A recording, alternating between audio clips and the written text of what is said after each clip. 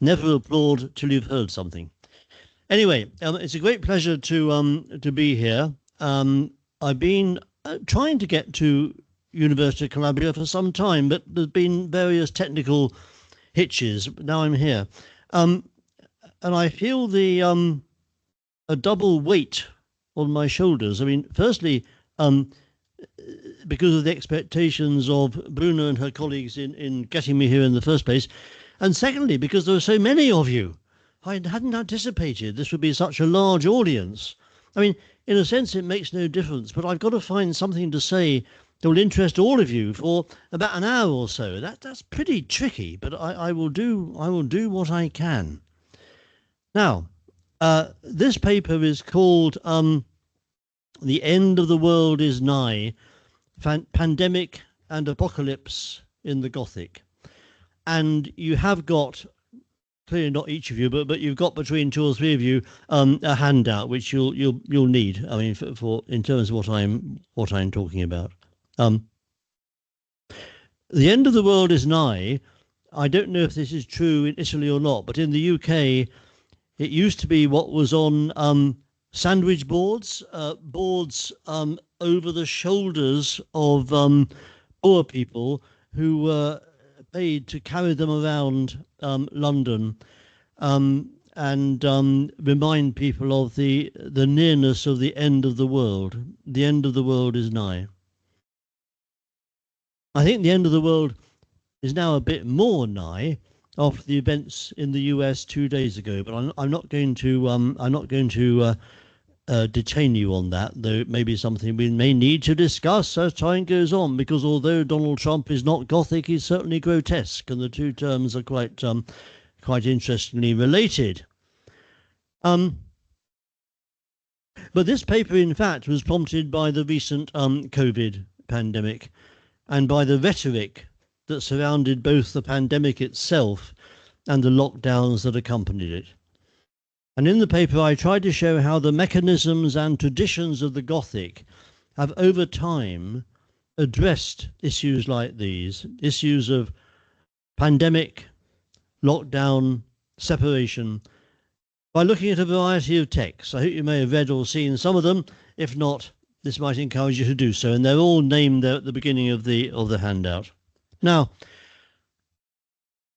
apocalypse is a complicated term.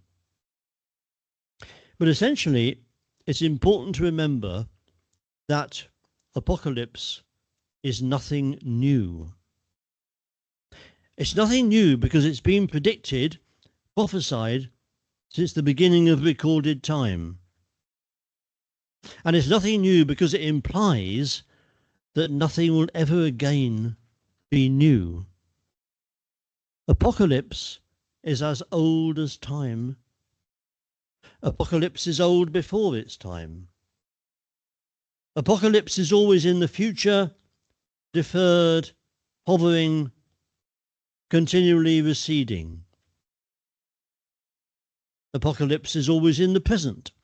It is right here, right now. It's above our heads or under our feet, being brought forward and to our attention by dire messengers of doom, being ridiculed by those who have a stake in continuity, endless progress, improvement, a pressing forward that will never, ever encounter a cliff edge. And here are some quotations about apocalypse. They're on your handout. Apocalypse has come and gone. We're just grubbing in the ashes. Apocalypse is the eye of a needle through which we pass into a different world. Or, from H.G. Wells, the darkness grew apace. The cold wind began to blow in freshening gusts from the east, and the showering white flakes in the air increased in number. From the edge of the sea came a ripple and whisper. Beyond these lifeless sounds, the world was silent.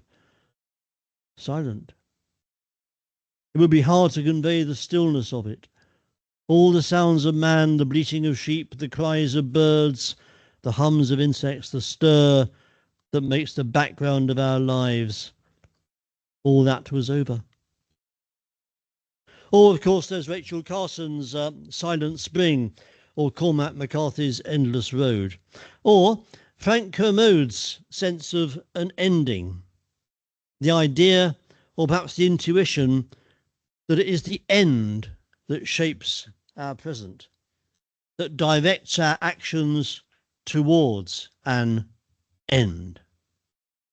The endless multiplicities of the word end, as completion or abandonment, as either a bang or a whimper. The end is always with us.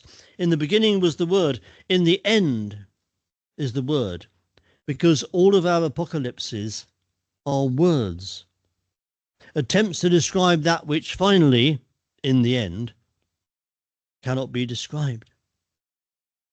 And so perhaps the apocalypse is always Gothically inflected. It strains against the describable. It transgresses the power of words.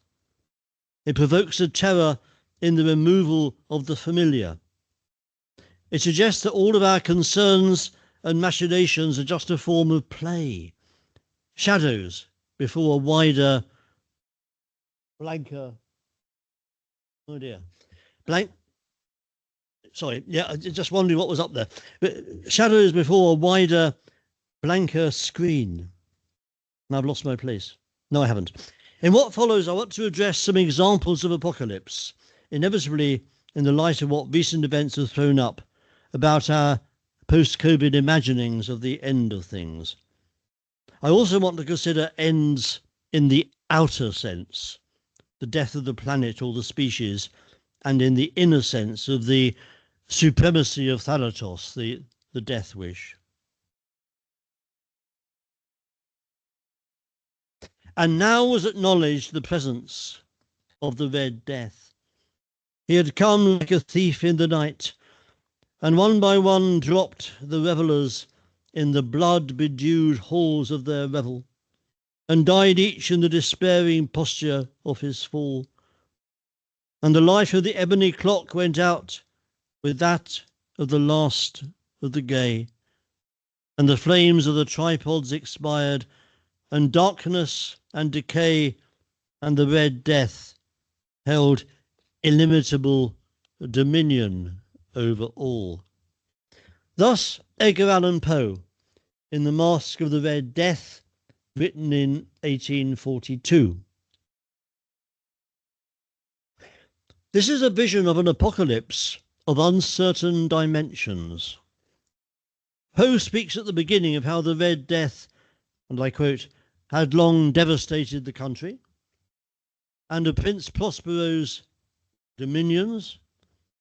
And we might deduce from the prince's name and other indicators that the events are occurring in the fantasized southern Europe, maybe here, that so frequently preoccupied, already occupied, Poe's imagination.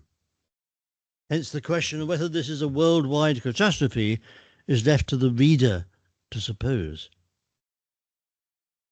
What is certain is that this is a description of a pandemic, a plague.